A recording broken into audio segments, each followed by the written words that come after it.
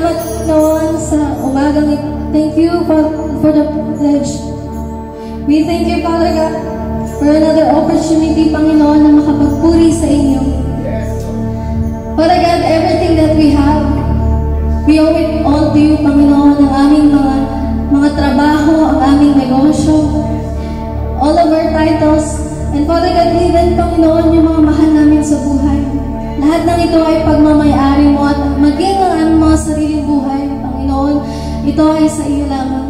And Father God, we give you thanks for blessing us, Panginoon, for protecting us always. And salamat, Panginoon, for using us, Panginoon, to the advancement of your kingdom. We thank you, Father God, and we pray that today, Panginoon, fall upon us, fill us with your Spirit, that we may be able to understand your word, that we may be able to be encouraged, to be empowered, and Panginoon, that we may able to deepen pa, Panginoon, yung relationship namin with you. We thank you, Father God, for this morning. We praise you, Lord, and give you all the glory.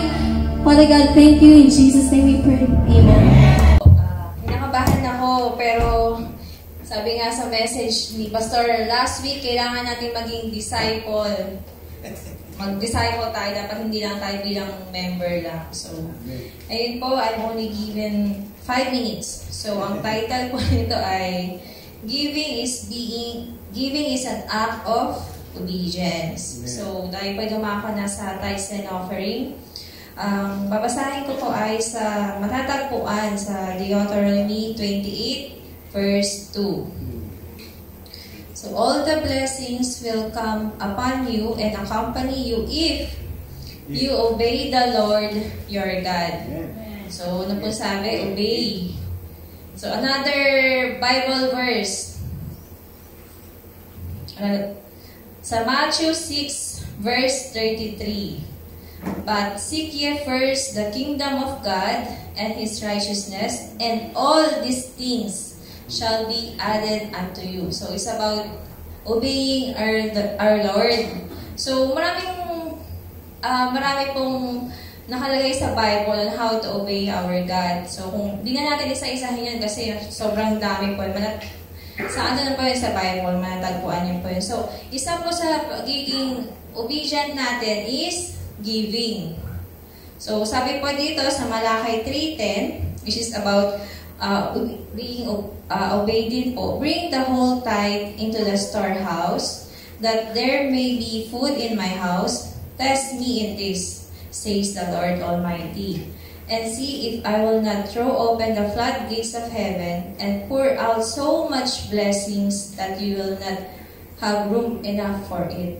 So, di ba sinasabi din dito na sundin natin yung sinasabi sa word sa Malakay 3:10. It's about being obedient. So, lahat ba tayo masunurin? Amen. Ayan. Sa mga anak dito, masunurin po ba kayo? Amen. Di ba pag nag-disobey tayo sa ating parents, di ba, pinapagalitan, sa mga bata, pinapalo, sinasabihan. So, parang ganun din po ganun din yung sa Christian na natin. Pag hindi tayo nag-disobey, nakakaranas tayo ng pagpapalo from God. Pero pag tayo po ay nag-obey, ano bang, sa mga kasunurin dyan, di ba, pag nag-obey tayo sa parents natin, tuwang-tuwang parents natin, di ba? Tapos, minsan yung hihilingin natin, sige, Daddy, pwede bang ganito? O sige, bigay ko sa'yo agad. Kasi, nag-obey tayo sa parents natin. So, gano'n din tayo kay Lord. So, pag may hiningi tayo sa Kanya, nag-obey tayo, bibigay niya agad yung hinihiling natin.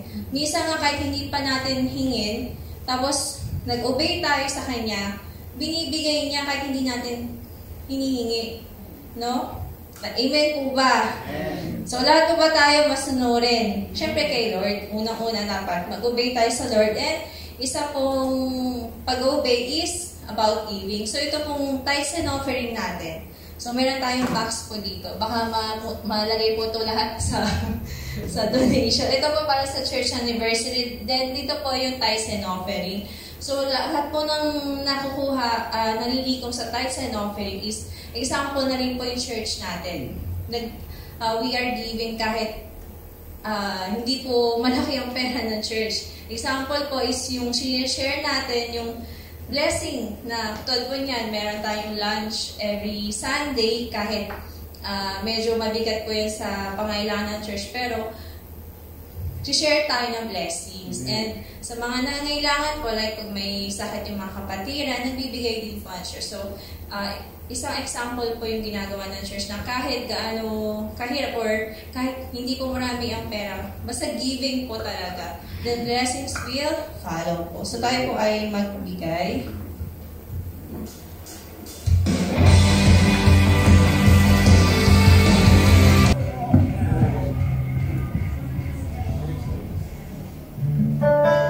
Amen. Praise.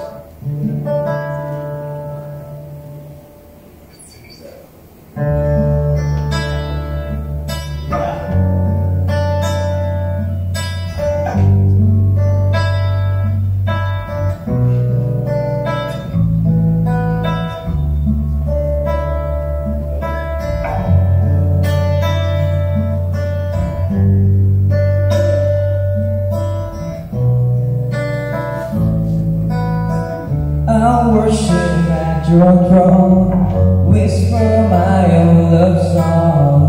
With all my heart I'll sing for you, my daddy and king. I live for all my days to put a smile on your face.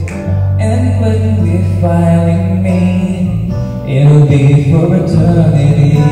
Oh, how wide you open up your arms when I need your love.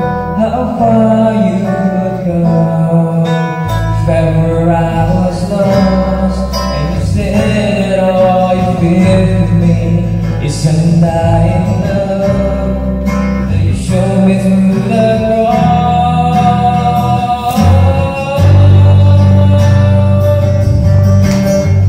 I'll worship you, my God. I'll worship you, my God.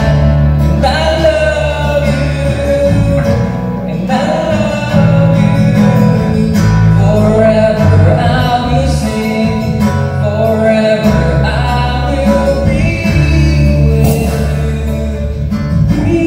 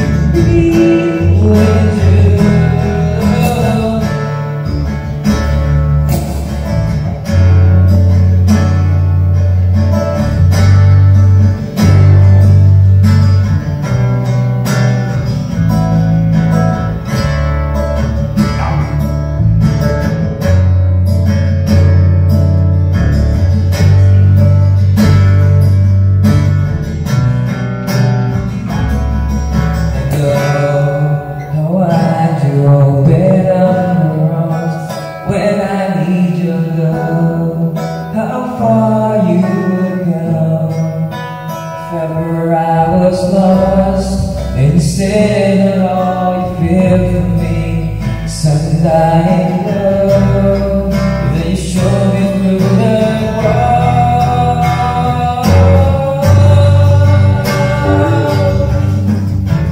I worship you, my God. I worship you, my God. And I love you, and I love you. Forever I will sing. Forever I will be with you, be with you. I worship you, my God. I worship you, my God. And I love you, and I love you. Forever I will sing.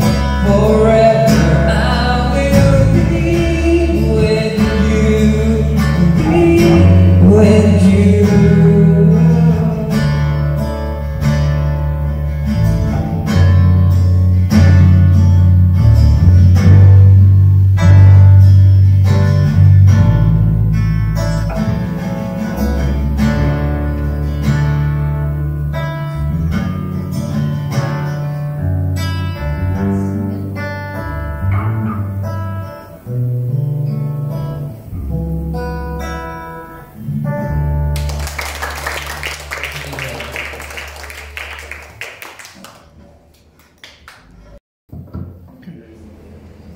Praise. Magandang morning po sa lahat. Salamat po, Brother Mar, sa isang... Nasaan si Brother Mar? Salamat sa inyo. Ang tawag po doon sa in-offer ni Brother Mar ay offertory song. Okay?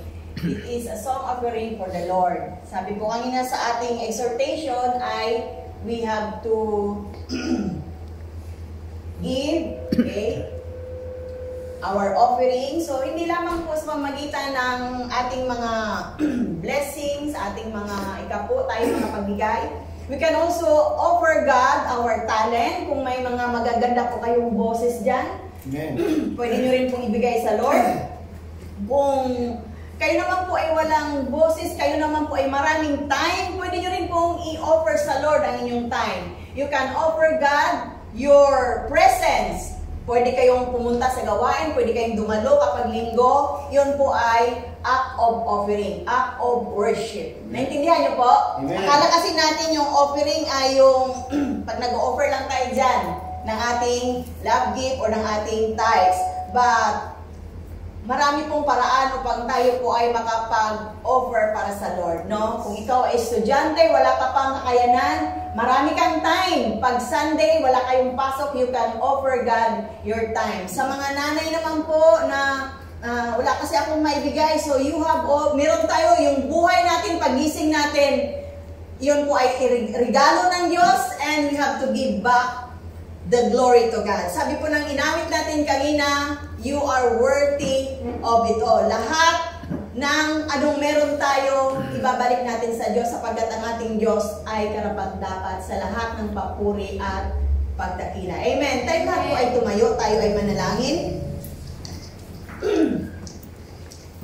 Can we bow down our head? Tayo po ay dumulog sa presensya ng Diyos sa umaga nito. Hallelujah. Dakilang Diyos, aming Ama na makapangyarihan sa lahat, sa pangalan po ng Panginoong Hesus, narito kami muli, O Diyos. Sama-sama kami na inyong mga anak, Panginoon, na nagpapakumbaba sa inyong harapan, O God. Kami po ay lumalapit sa inyo, Lord. Humihingi po kami sa inyo ng habag.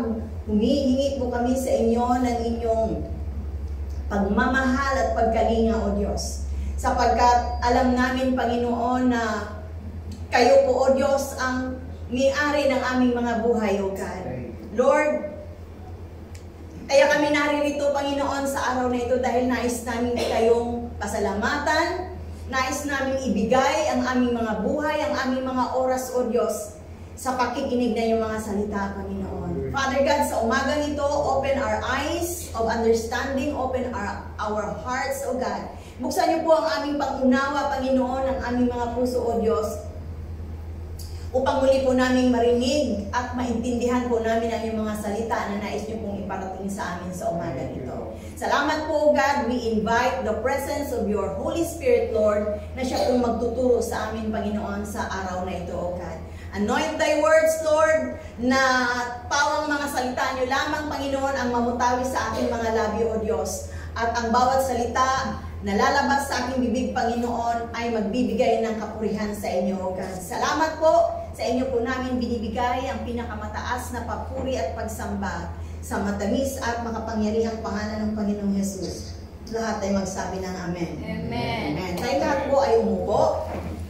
Palakpakan po natin ang Lord. Hallelujah. Ito po yung ating clap offering para sa Lord. Hallelujah. Kung sa labas ay naririnig, yun po mga nagpe-prepare ng food, dinig po ba tayo doon sa labas o kailangan nating buksan ang pinto? Buksan na lang siguro para marinig. Okay. So, ang pamagat po ng mensahe ng Diyos sa umagang ito ay is the God of breakthrough. Yan. Ang Diyos daw ng breakthrough. Mamaya po ay intindihin natin kung ano ibig sabihin ng breakthrough. Kagabi po ay dinig po sa labas. Okay. Kasi po tayo ay pumunta dito upang makinig ng salita ng Diyos. So, huwag po natin sayangin ang araw na ito.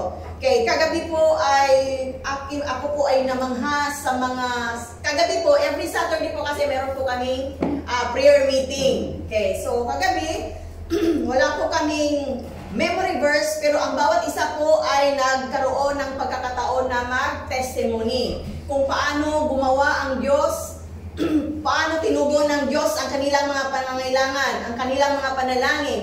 So kung nandito lang kayo kagabi, mamamangha kayo sa ginawa ng Diyos. Okay? Isa lang doon ay yung kaganapan ng COVID. So maraming nagpatotoo na nung pandemic ay ang buong mundo ay natatakot. Pero sa mga anak ng Diyos, kung kailan nagka-COVID, doon sila nagkaroon ng magandang trabaho, nagkaroon sila ng magandang offer, no? Kung kailan nag-COVID, kung kailan nag-pandemic, nagpatayo, nagpa-extend ng bahay, alam niyo yun? Na ang buong mundo ay takot dahil maraming namamatay, pero sa mga anak ng Diyos, sa kanyang mga lingkod, ay ang pagpapala ng Diyos ay hindi tumitigil. Meron naman po na kung paano ang Diyos nangusap sa kanya, dahil sa kanyang sobrang kalungkutan, dahil siya po ay naiwan sa probinsya nila, sabi niya, sa sobrang lungkot, na-depress ako, gusto ko nang, naranasan niya daw yung parang gusto niya nang mag-suicide. So talagang trinay niya daw na itali yung kanyang leeg. So 3 beses, nung siya daw gumayon, ay masakit pala, sabi niya. Hindi niya na lang tinuloy kasi masakit. Pero I believe that it was the Holy Spirit na pumigil sa kanya. Amen. No, marami pang mga nakakamangha kung paano yung mga sakit nila pinagaling ni Lord, paano yung mga estudyante ay sumemplang, no, pero nung nagpray sila ay gumawa ang Lord ng kapamaraanan. So doon po makikita natin that God really is a God of breakthrough. Okay, so ano po ba ang breakthrough? Next slide. Okay, ang meaning po ng breakthrough ay in Hebrew words is peres. Okay, peres means a gap, a break, okay? It refers to a rupture, sumabog, okay? A tear, napunit, breaking up, okay? Na break, nasira, or shattering. Ano ba yung shattering? Nabasag? Hindi na basta shatter. Alam niya na yun. Ha? Okay. Yun. Okay.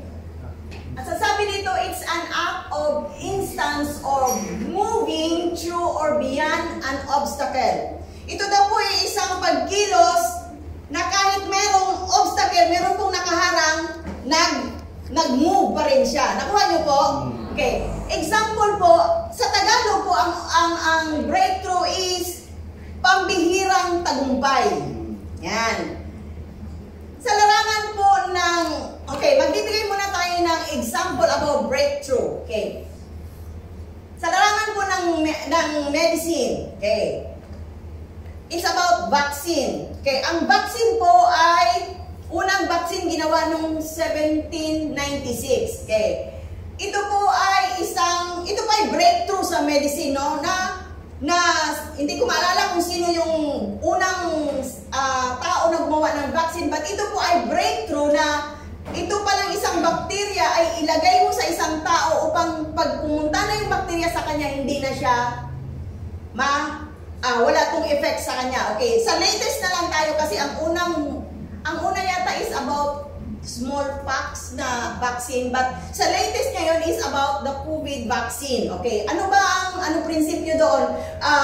Ano ba ang breakthrough noon? Kasi nga po, dahil sa marami nang namatay, so inaral nila, kinuha nila yung virus, okay, kinuha nila, inoculate nila, tapos ginawa nila, hininaan nila yung kamandag ng virus. So itong virus na ito, ginawa nila syempre ng paraan, ito po ay ipapasok sa isang tao. Ito po yung sinasabing vaccine. Ito po yung natanggap ng bawat isa sa atin. Sino po dito ang nakatanggap ng COVID vaccine? Amen. Lahat po, di ba? Kasi hindi ka pwedeng pumasok. Hindi ka pwedeng pumasok sa Jollibee kung wala ka nung ano. Okay. Ito po ay ipapasok sa iyo at pagtama, ito actually yung bacteria o yung virus ipapasok sa katawan mo para kapag tamaan ka ng virus, meron kang panlaban. Okay, ibig po sabihin ito po yung breakthrough. Ito po yung isang matinding tagumpay na pagtagumpayan nila. Okay, isa pang breakthrough po is about the breakthrough of technology.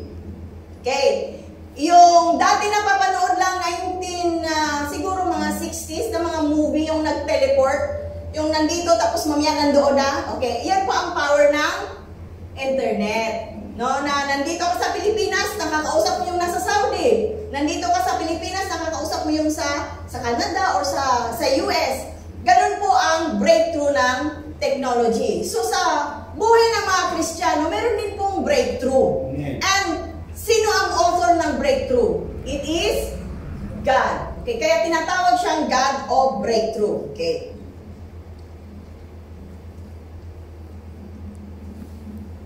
Last 1 year ago, alam niyo po di ba, sino po sa inyo may Facebook? Okay, yung Facebook di ba minsan nagre-remind, meron kang memories, di ba? Memory. 1 year ago, nag-Boracay kami, nakaraang taon. So, last week, August 5, nagpaalala sa akin si Facebook, sabi niya 1 year ago, may post pala ako about, ang post doon is, napapagod pero di susuko. Sabi ko, may ganito pala akong post 1 year ago. Okay, so at doon sa baba, nakalagay doon is the God of breakthrough. So binasa ko ulit yung sarili kong post at lumakas naman ako sa sarili kong post na ni-remind sa akin na oo nga pala, no, lahat tayo, dumadating tayo doon sa punto na tayo po ay napapagod. But really our God is a God of breakthrough. Okay. So, ano ba ang sinasabi ng Bible? What does the Bible say about our past? Ano ba ang sinasabi ng Bible patungkol sa mga past failures natin? Sa mga past heartaches natin? Sa mga past ano ba yung laban? Battles? Okay? Lahat ng mga nakaraan natin na hindi maganda, lahat ng ating mga regrets, lahat ng mga palpak natin, ano ba ang sinasabi ng Biblia about dito? Okay? Pag-aralan po natin ang salita ng Diyos sa Book of Isaiah. Isaiah chapter 42 verse 18 to 19. Balik ka muna doon sa Isaiah. Yan. Okay. So, ngayon naman, muli ay anyayahan ko kayong tumayo at babasahin natin ang salita ng Diyos sapagkat ang salita ng Diyos ay banal. Sabay-sabay po natin basahin ang Isaiah chapter 42 verse 18 to 19. Okay? 1, 2, 3, forget the former things. Do not dwell on the past. See, I am doing a new thing. Now it springs up. Do you not perceive it? I am making a way in the wilderness and streams in the wasteland. Marami pong salamat. Pwede po tayong umupo muli at mananatili tayo sa presensya ng Diyos. Okay. So, pag-aralan po natin ang Book of Isaiah. Kanina po sa Bible study ay medyo napahapyawan na po ito that the Book of Isaiah was a messianic reference. Marami po kasi dito sa Isaiah ay marami po siya na prophetic po siya na actually maraming prophecy sa Isaiah na naganap na or na nangyari na. Katulad nung binanggit kanina doon sa Isaiah saan ba yun? 43? Yun po, 7:14 that the virgin will be with a child. Di ba nangyari na to, naganap na to? So ito pong book of Isaiah is marami na pong naisulat dito na naganap na. But meron din pong mga naganap, nangyayari dito, especially this Isaiah 42, 18 to 19. This one is present tense. Ito po ay nagaganap ngayon. Maaring naganap na siya before, pero naganap siya ngayon at magaganap siya bukas makalawa. Okay, aaralin natin. The book of Isaiah is regarded as the greatest of Old Testament prophets. Si Isaiah po kasi, isa po siya sa mga major na propeta sa Old Testament. Okay. Bakit kasi hindi na lang tayo sa New Testament mag-aral, mas madali. So, pasensya na kayo dahil this week po ay nasa book of Isaiah po kasi ako. So, sabi nga kanina ni Pastor, kapag tayo ay pag nagbabasa, naaadik ka, so tuloy-tuloy ang pagbabasa, marami kang matutunan, book by book, marami kang matutunan, ito pala. At ano ang makukuha natin dito sa Isaiah 42 verse 18 to 19 about breakthrough. Okay. Kung gusto po natin ng breakthrough, meron pong proseso. Kung gusto po natin na gumawa ng mga bagong invention, okay? Sa science, invention ang tawag, but for us Christians, for us to have breakthrough, ang sabi ng salita ng Diyos sa Lamentation, Lord, your faithfulness, they are new every morning. So ang God pala, mahilig siya o gusto ng Diyos na gumawa ng bago sa buhay mo. Sa pagising pala natin sa umaga, panibago na ang katapatan ng Diyos. Okay? So, pag-aralan natin kung paano po ba ako makatanggap ng breakthrough mula sa Diyos. But bago po tayo makatanggap ng mga bagong bagay mula sa Diyos, meron po itong proseso na pagdadaanan. At ito po, isa-isahin natin, atin pong himay-himayin ang proseso ng breakthrough. For us to have breakthrough, number one, we have to forget the former things. Amen. Bakit? Actually, itong sinabi ni Isaiah, itong forget the former things, actually sa Israel niya ito sinabi. At gusto ko lang pong i-share sa inyo mga kapatid that ang salita po ng Diyos, especially the Old Testament, is written to the Israel. But the Word of God in general is written for everybody. Although itong sulat na ito ay sinulat to the Israelites, but the Word of God is for all of us. So ito po, para po to sa ating lahat. Nakuha niyo po? Okay, this is what the Lord says. Sabi niya, forget the former things. Bakit sinabi ng Diyos o pinasabi ng Diyos sa pamamagitan ng Isaiah na kalimutan mo na yung nakaraan? Kasi po, ito po kasing verse na ito is pinaalala ng Diyos na ang Israel po ay napaka-unfaithful sa kanila. It is about God's mercy towards Israel unfaithfulness. Bakit naging unfaithful ang mga Israelites dito? Kasi po, kung babasahin natin ang buong book of Isaiah 43, kung meron po kayong time, basahin niyo po itong buong chapter ng Isaiah 43. Doon po sa 22, sabi ng Lord, you have not called me. Sa 23, sabi niya, hindi na kayo nag-o-offer ng sacrifice. Sa 24, ang inyong kasalanan ay patong-patong na. So ito yung sinasabi ng God na unfaithfulness, napaka-unfaithful ng mga Israelites. At dito po ay, ano po ba yung mga kasalanan ng Israel? Sila ay pinili ng Diyos, sila ay special people of God, but they keep on murmuring. Ang mga Israel po, mahilig po silang magreklamo. Hindi lang po yun. Marami silang mga pag nakalimot sila, dito muna tayo, sasambong muna tayo sa ibang Diyos-Diyosan. So doon nagalit ang Diyos. Kaya sabi ng Diyos doon sa 25, pero ito ang sasabihin ko sa inyo. I remember your sins no more. Ang sabi ng Diyos, kahit gaano kadami ng kasalanan nyo, kakalimutan ko ang mga kasalanan nyo. Kaya ito po yung sinasabi na even God wants to forget our sins. Kaya dito sabi ng Diyos, kalimutan nyo na yung nakaraan.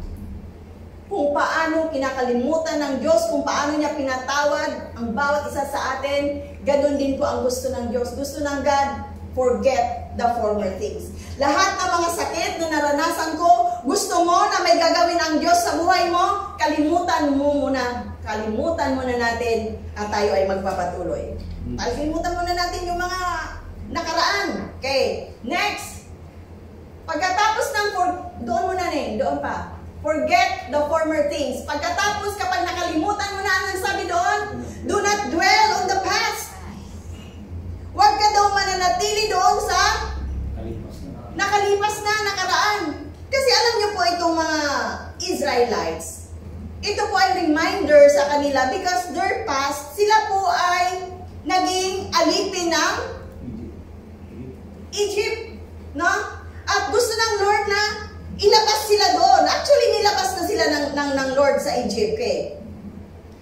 Inilabas sila ng Lord sa Egypt sa pamagitan ni Moses. Nung sila ay inilabas na, alam niyo na yung kwento, di ba? Pag mahal na araw, pinapanood natin, nilid sila ni Moses, dumaan sila, hinawi yung dagat. Di po ba? Meron po bang hindi nakapanood dito? Hinawi ng Diyos ang dagat, dumaan sila, at sila ay, kung saan-saan sila, umikot-ikot sila sa wilderness hanggang sa narating nila ang lupang pinangako. Dito pa, sinasabi ng God, do not dwell on the past. Kasi po, itong mga Israelites, nung inalis ni sila sa Egypt, kapag meron silang naramdaman, nagrereklamo sila kay Moses, sabi nila, sana kasi Moses, hindi mo na lang kami inalis doon sa Egypt. Alam mo yung, inalis ka na sa Lord ng sitwasyon na yon, dito ka na kasi may gagawin ako sa'yo, pero nagpupumilit ka pa rin bumalik doon sa past, nakaraan. Ito yung mga Israel na nilabas ko na kayo doon. Ano ba ang ibig sabihin ng Egypt? This is about sin. This is about the slavery of sin. Inalis ka na doon ng Lord sa kasalanan, pero ikaw naman, gusto mong balik-balikan. Kaya ito yung sinasabi dito na do not dwell on the past.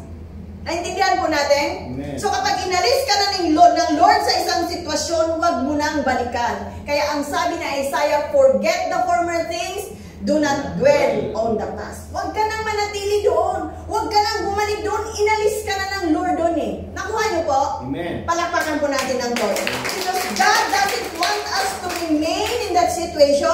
Kaya aalisin ka niya. Kapag inalis ka niya, please lang, huwag ka nang bumalik doon. Okay? So to forget the former things is a beautiful invitation to encounter God in new ways. Kaya ka pala inalis ng Lord sa sitwasyon na yon kasi meron siyang gustong iparanas sa inyo na mga bagong bagay.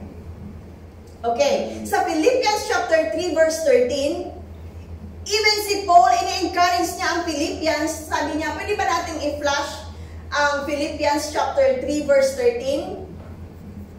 Maging si Paul po ay, siguro nabasa din ito ni Paul tong Isaiah, kaya sabi niya doon, brothers and sisters, I do not consider myself yet to have taken hold of it. Sabi niya, but one thing I do, sabi niya, forgetting what is behind and straining toward what is ahead. Amen. Thank you, Lord. Sa NASB po o sa New American Standard Bible, ang ganda po ng ng version, sabi niya, forgetting what lies behind. Kalimutan mo daw yung nasa likod mo, and sabi niya, and reaching forward to what lies ahead. Kalimutan mo daw yung nasa likod, at ang i-reach out mo daw yung nasa harapan, yung nasa unahan mo. Okay? Sa madaling salita, sa salitang Gen Z ba kayo? Gen Z kayo, no? Sa salita, sa generation nyo ngayon, ang ibig sabihin ni Isaiah at ni Pablo dito is, move on. Mag-move on daw tayo. Kasi merong bagong gagawin ang Lord sa buhay natin. Okay. Next po is verse 19. Balik tayo doon Bakit nga ba kailangan kalimutan natin ang nakaraan? Bakit nga ba kailangan huwag tayong mag-dwell sa nakaraan? At ang sabi sa verse 19, next slide, ang sabi nito, see, yan, sabi niya ng Lord, kita nyo, I am doing a new thing. Gagawa ako ng mga bagong bagay. Tingnan nyo po ang sentence. Anong napansin nyo? Present tense, I am doing. Tapos sabi niya sa see. Okay? Present ito, kaya ito po ay tumutukoy sa atin ngayon. Sabi niya, see, I am doing a new thing. Okay? To do something new, kung gusto mong gumawa ng bago, itabi mo muna yung luma. Like, kunyari gusto mong mag-bake ng bagong cake, yung bang binake mo nung nakaraang araw, eh, isahalo mo doon, di ba? Hindi. So, itabi mo na yung baho ba tawag doon, o itabi nyo na yung luma na, tapos bake ka ulit ng bago. Ganun po ang gusto ng Lord. Itabi mo na yung tapos na. Kasi gusto kong gumawa ng bago. Dito din po ay matatagpuan natin sa 2 Corinthians chapter 5 verse 17 that if anyone who is in Christ, he is a new creation, old things. Ang luma daw, all things have gone and all things become new. Ito yun. Ito yung bago. So ngayon, ano ba talaga yung bago na gusto ng Lord sa buhay ko? Kapag nakipag-isa daw tayo kay Jesus, yung luma nating pagkatao, ano ba yung luma nating pagkatao? Yung ba yung dati kasi mahiyain ako ngayon hindi na. No, ang ibig pong sabihin ng lumang pagkatao, yun po yung mga kasalanan natin noon. Pero nung tinanggap natin si Jesus bilang Lord and personal Savior, binago niya na tayo. Amen? Amen. Amen. Okay. But for the believers, okay, sa 19 naman po, verse 19, sabi dito, now it springs up. Do you not perceive it? Sabi niya, now, nag-spring up na. Sabi niya, hindi nyo ba nakikita? Hindi nyo ba naintindihan? Okay, so ano ba tong spring? Spring is a season. Ito po ay isang, like, sa Pilipinas po kasi, dalawa lang ang season natin. Summer at tag-ulan. Di po ba? Pero sa ibang bansa po, apat ba? Apat ba ang seasons or 5? Hindi ko alam. Spring, summer, winter. Ano pa ba yung iba? Ha? Autumn. Ano pa? Ha? Fall. Ganun, no? May mga ganun. Okay. So, ang spring daw po is isang season. Okay. Spring is a symbolic to new life, rebirth, new beginnings, new blessings of God. Pero po sa mga believers, sa atin po ng mga Christian, ang ibig na po sabihin ng spring, okay? Kinig po kayo. For believers, spring is a reminder that God is all about making new things. Nakuha niyo po? Ang God daw is all about making new things. Ang Diyos daw ay gusto niya palaging gumawa ng bago sa buhay mo, sa buhay natin. Bakit? Kasi yun yung sabi niya sa Lamentation that my faithfulness, sabi niya, they are new every morning. Sa ibang translation nga, brand new. Diba? Pag may sasakyan ka na brand new, diba ang ganda? Kaysa doon sa second hand na sasakyan. Kaya ganoon ang Diyos na kapag gumawa ako ng bago sa iyo, brand new yung pasisimulan ko sa iyo. Nakuha niyo po? Amen. God wants us to experience breakthrough in our Christian life. At kung gusto niyo pong maranasan ang bago sa buhay natin ay doon po tayo sa author ng breakthrough, who is God. Ang Diyos po ang gumagawa. Okay. Ano po yung mga breakthrough na nakalaan para sa atin? Ano ba yung gusto ng Lord na magiging breakthrough sa buhay natin? Madali lang po to. Number 1 is, ito yung mga breakthrough na gusto ng Lord sa buhay natin. Kung meron ka na nito, praise the Lord. Kung wala ka pa nito, then ito yung ating pagsumikapan. Number 1 is growth. God wants us to have a breakthrough in our growth. Gusto nyo ba na mananatili ka lang ganito? Di ba gusto natin na lumaki din tayo? Okay, sabi sa 2 Peter chapter 3 verse 18, but grow in the grace and knowledge of our Lord Jesus. Tayo daw po ay mag-grow sa pamagitan o mag-grow tayo sa pagkakilala natin sa ating Panginoon. Kaya nga tayo pumupunta dito kasi gusto natin na makarinig ng kanyang sa mga salita. So, paano ba sis? Paano ba ako mag-grow? Gusto ko yung gusto ko magkaroon ng breakthrough. Paano ba ako mag-grow? Di ba na-mensahe na to before yung acronym ng grow? G? Sino makapagbigay?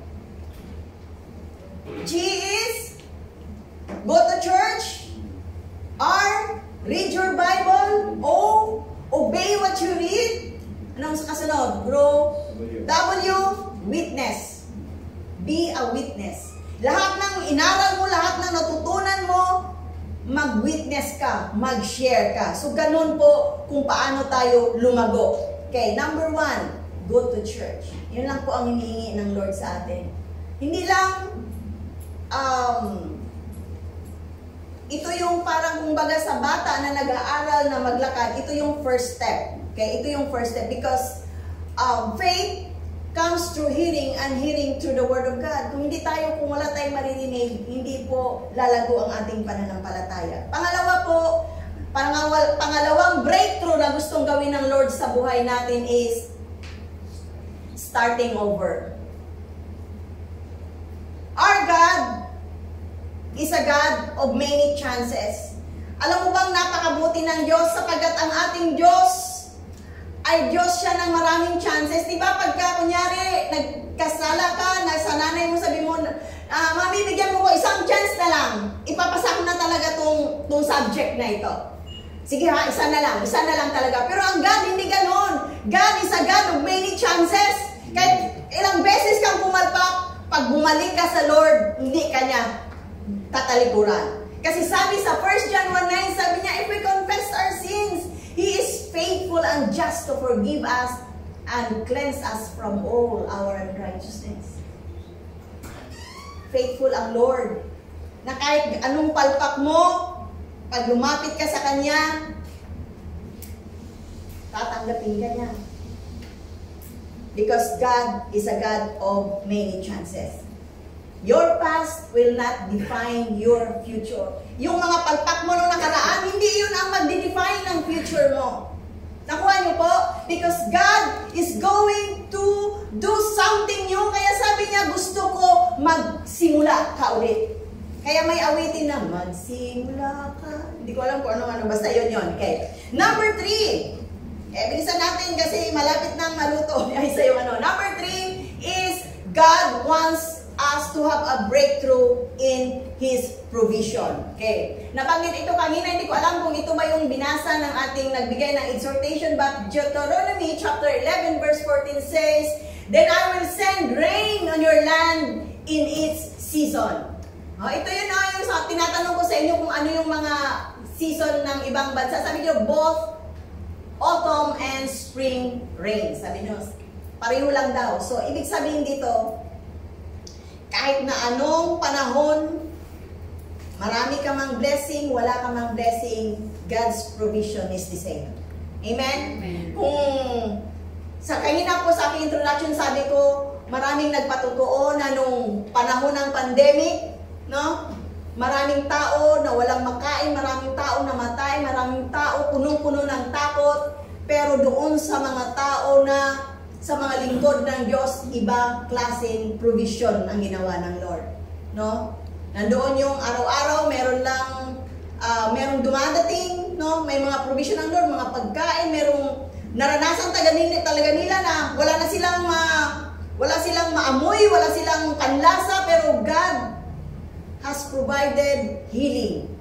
Yun po yun. Ang provision kasi ng Lord, hindi lang po pera. God's provision is our health, no? Our friends, mga provision ng Lord yan.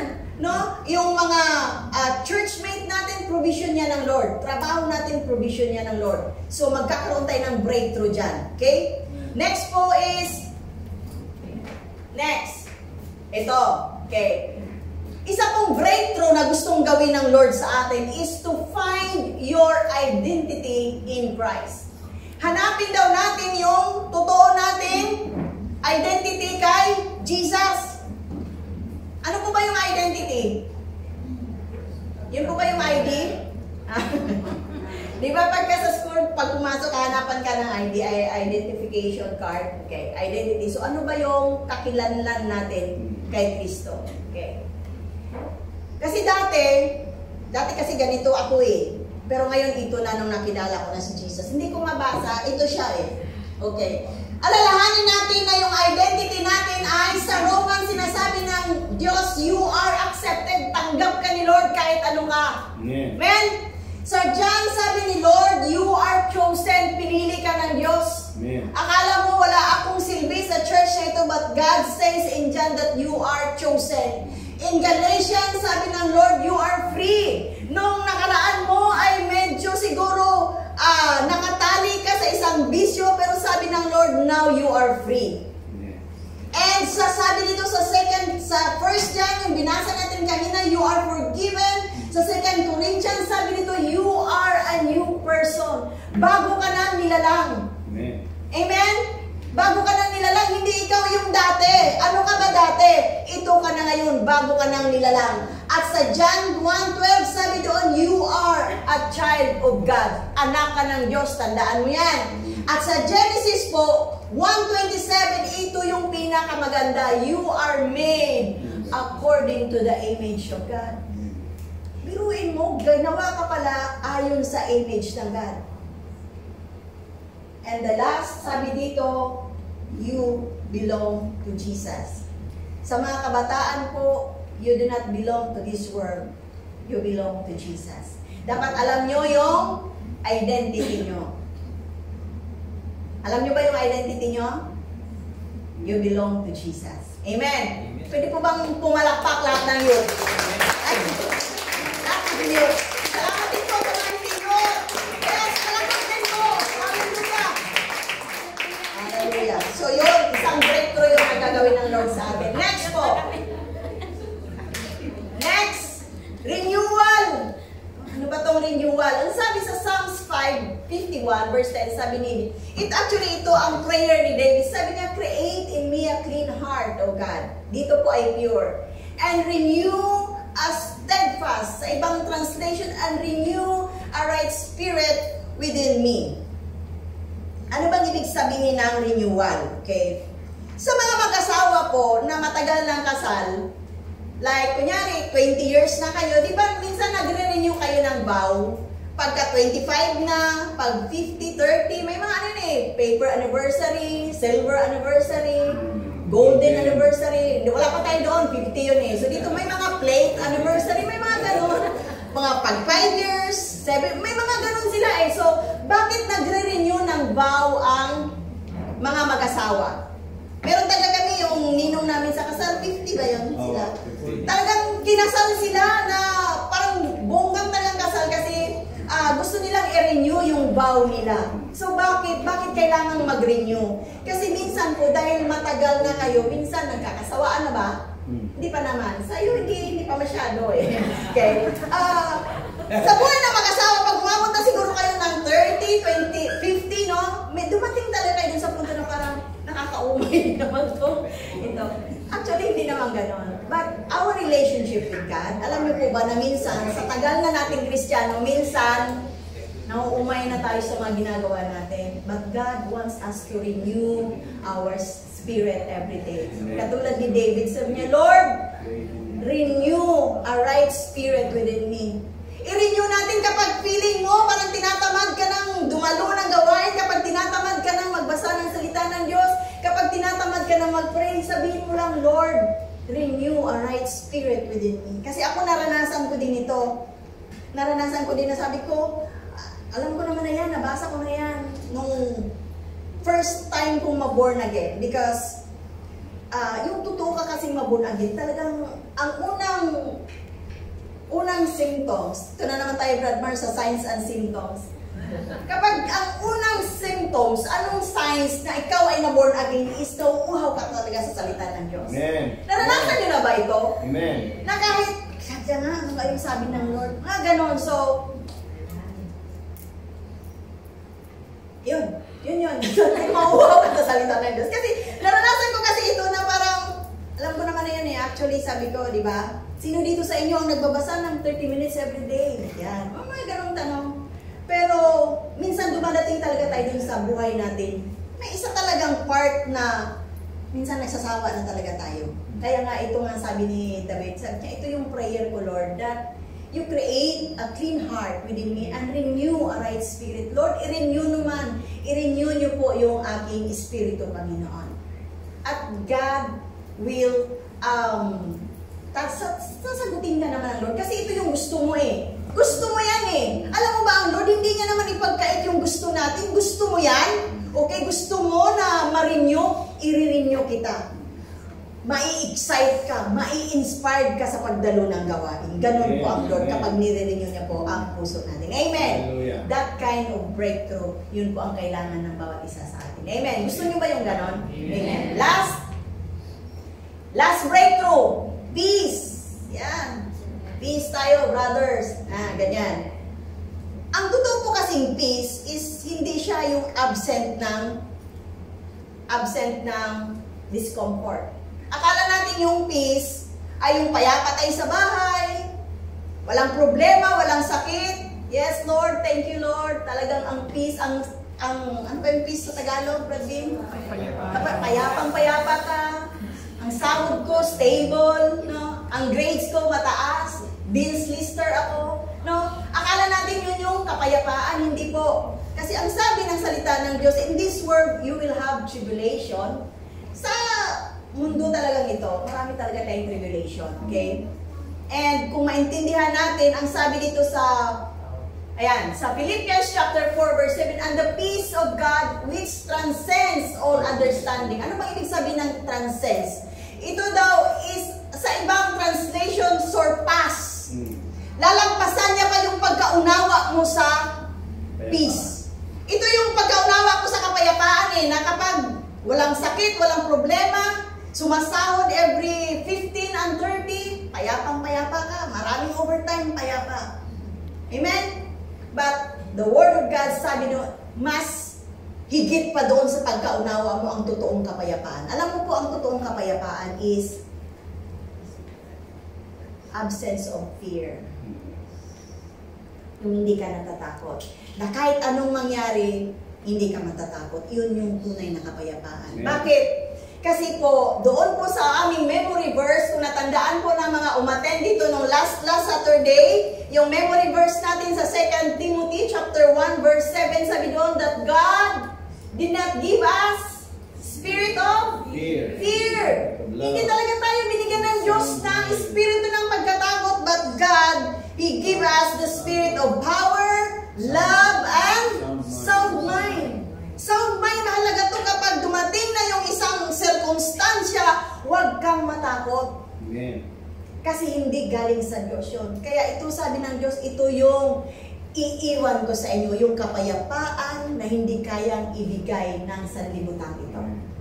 And this is the kind of breakthrough. Dapat maka-breakthrough tayo dito na kahit ano man ang sitwasyon, nakakatulog pa rin tayo ng mahimbing. Amen? Amen. So, next. Tapos na tayo. Last but not the least, doon po sa verse 43, okay? Sabi doon, because, sabi niya, I am making a way in the wilderness and streams in the wasteland. Ito po actually, nangyari na ito sa mga taga-Israel. Gumawa ang Lord ng daan sa wilderness, sa disyerto, okay? Gumawa, nagpabukal ang streams kasi is bukal. Yung nagpaano siya, lumabas yung tubig. Okay, streams in the wasteland. Ano ba yung wasteland? Yung mga lupa na parang wala nang kwenta. Yung parang tinatapunan na lang ng basura. Yun yung wasteland, okay? Pero dito, ang Diyos daw ay gagawa siya, magpapabukal siya ng tubig. So, anong ibig sabihin nito? Para kasing ito, kung titignan nyo, ano ba makikita nyo sa disyerto? Hindi pala kayo nakapunta ng Saudi, sorry naman. Okay, sa disyerto po kasi, kung mapanood nyo po sa mga movies, ang disyerto po ay, ano mapapansin nyo? Walang puno, walang tubig, walang pagkain, okay? Walang internet. Okay. Sa disyerto po, wala pong signage doon. Wala pong nakalagay doon na ano ba street ito? Nazareth Street? Walang nakalagay doon na pedestrian lane, wala po. Kaya sa disyerto po, kapag wala kang kompas, maliligaw ka. Okay? Ito po yung sinasabi dito na kapag nasa disyerto ka, maliligaw ka talaga. Pero ang sabi dito, I am making a way in the wilderness. Gagawa daw ang Diyos ng way. At anong sabi ni Jesus? I am the way, the truth, and the life. Kapag wala ka nang nakikitang mga signage, Lord, wala akong nakikitang sign na gagawin ko to. Pero ang sabi ni Jesus, ako ang daan, ako ang katotohanan, at ako ang buhay. Ito yung sinasabi ng messianic reference. At ito din po ay naganap sa buhay ng mga taga-Israel. Nilid sila ng Lord. Alam niyo po ba na, sinabi ko nga kanina na di ba, hinati yung dagat? Dumaan sila, nung nandoon na sila sa disyerto, alam nyo, sa tuwing gabi, merong pillar of fire. Kasi madilim, wala namang Meralco nung time na yon. So anong maging ilaw nila kung hindi sila sasamahan ng Lord?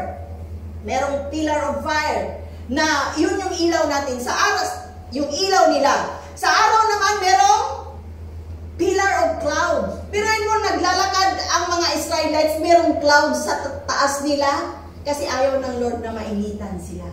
That is the presence of God. Na kahit araw man, gabi man, sa buhay natin, masaya man tayo, may pagsubok man tayo, but the presence of God, kung kasama natin ang presensya ng Diyos, makapag-breakthrough tayo, matanggap natin yung mga bagay, dadakila, na gagawin ng Diyos sa buhay natin. Nakuha niyo po? Isa pa po, last but not the least, sabi ko nga sa'yo, itong dalawa, itong making a way in the wilderness and streams in the wasteland. Sa pang-araw-araw nating salita, ang ibig sabihin nito is imposible. Diba? Imposible itong mangyari. Pwede ba yun? Merong maging daan, magkaroon ng highway sa disyerto, na merong magkaroon ng tubig sa isang wasteland. Ang ibig pong sabihin dito, these things are impossible. Pero nung sabi ng Lord sa Matthew chapter 12 verse 26, sabi niya, with God, all things are possible. At sabi niya sa Luke 1:37, for with God, nothing is impossible. Wala naman talagang imposible sa Diyos. But for us, para mag-work out yung possibility sa buhay natin, okay, kailangan kilalanin natin that God, He is the God of breakthrough. Ang Diyos talaga ang gagawa dito sa buhay ko. The last slide, ang sabi po dito sa Jeremiah 32:27. Sabi ko nga sa inyo, ito naman ay wika na naman ng Diyos para kay Jeremiah. Sabi niya, I am the Lord, the God of all mankind. Kita niyo po, si Jeremiah ang kausap niyo dito, pero ang sabi ng Diyos, ako ang Diyos ng lahat ng tao. At ang sabi niya dito, meron bang bagay na mahirap sa akin? Is anything too hard for me? Meron ba? Meron bang mahirap sa Diyos? Wala. Kasi ito yung sabi ng Lord. And that same God who spoke to Jeremiah is the same God, the God of breakthrough. Kapag may mga nandoon ka na sa punto ng buhay mo na, Lord, ayoko na. Suko na ako, Lord. Pagod na ako. Hindi ko to kaya. Ang sabi ng Lord, meron bang bagay na mahirap sa akin? Tanungin nyo yung mga sarili. Pag-uwi nyo, Lord, meron ba talagang imposible sa inyo, Lord? And God will show you things. God will remind you yung mga previous na ginawa ng Lord sa buhay nyo. I-remind niya sa inyo na walang imposible. Walang imposible sa akin. Amen? Amen. Tayong lahat ito ngayon. Tapos sabihin nyo, kasi sis, yun namang pangako ng Diyos, yun namang kasing Isaiah, Jeremiah, is promise yan ng Lord sa mga taga-Israel. Ito po ang sabihin ko sa inyo. Sa Romans chapter 3 verse 29 to 30, ang sabi doon, sabi ni Pablo, is God the God of the Jews only? Sabi niya, ang Diyos ba ay Diyos lang ng taga-Israel? Sabi niya, no. It is not. He is also the God of the Gentiles. So, sino yung mga Gentiles? Tayo yun. Hindi tayo Israelites eh. So, Gentiles tayo. So, itong salita ng Diyos, itong mga pangako ng Diyos, para sa ating lahat. Amen? Amen. Kung gusto nyo na gumawa ng breakthrough ang buhay nyo, ano ang sabi doon kanina? Forget the past, forget the former things, do not dwell on the past, move on, and strive harder for the future na kasama ang Lord. Amen. Kapag natin ang Lord, hallelujah, tayo manalangin. Can we close our eyes? Close our eyes and talk to God right now. Sa sarili nyo, kausapin nyo ang Lord.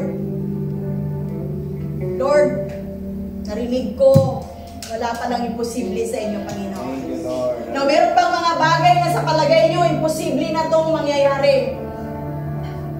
But the Word of God today says that I am the God of all mankind. Is there anything that too hard for me? Sabi ng Diyos, meron bang bagay na mahirap sa akin? Wala. Walang bagay na imposible sa Diyos. At yan ay napatunayan ng mga mananampalataya, napatunayan sa salita ng Diyos, na kailanman ang Diyos ay hindi nagbabago. He is the same God, yesterday, today, and forever. Yeah. Kung maalala nyo, ang daming ginawang maganda ang Diyos sa buhay mo. Sige nga, alalahanin mo habang nakapikit ka, i-remind mo ang sarili mo noong mga panahong ang ganda ng buhay mo, ang daming ginawang blessing ng Lord sa'yo. Now, at the present, ito ako ngayon sa sitwasyon, Lord, na parang ang hirap. But God says, I am the God who does not change. Hindi ako nagbabago. Ako pa rin yung Diyos na gumawa ng maganda sa buhay mo. Sabi ng salita ng Diyos that I am the God who started a good work in your life. Ako ang Diyos na nagpasimula ng maganda sa buhay mo. Kaya ako din ang magbibigay nito ng kaganapan. Hindi ka iiwan ng Lord sa ere. God is not like that. God would never leave us nor forsake us. Sabi niya, sasamahan ko kayo hanggang sa dulo. I will be with you till the very end of age. And for that, Lord, thank you so much, O God. Salamat sa iyong mga salita, Panginoon, na meron pala kaming Diyos